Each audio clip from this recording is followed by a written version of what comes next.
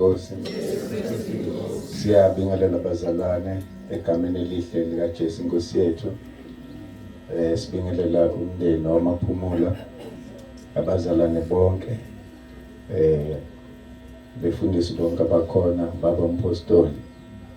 Sithanda ukudlulisa amazwi enduduzo njengabo bonke sebedlulisile. Kuyindlela yethu sonke esizohamba ngayo. Ma uJesu engakabuyi ukuzolanda ibandla, yona indlela esizohamba ngayo. Kodwa enhlizweni yami ukuthi angisho ukuthi simele ukuhlala silindele.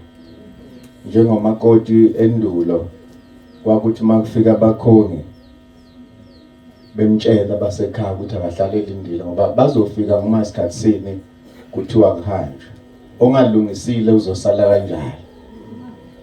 Siyathanda ukusho emndenini ukuthi uNkulunkulu uzobathwala njengoba kuhambe umama wekhaya kubhlungu okunye sikukhulumayo kuyenzeka bengakuzwa ngenxa yenhlungu abayizwayo.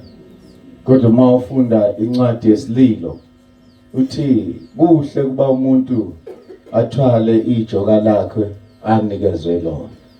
Uma ithwele ijoka bese ethula emlonyeni, alithwala ijoka kuze kufike isikhathi la lizothululwa khona.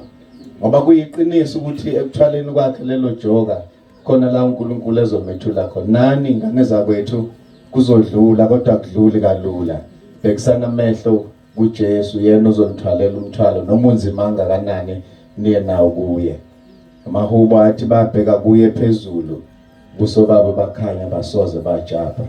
Nani menethemba uJesu uzonethula umthwalo, uJesu Kristu inkosi.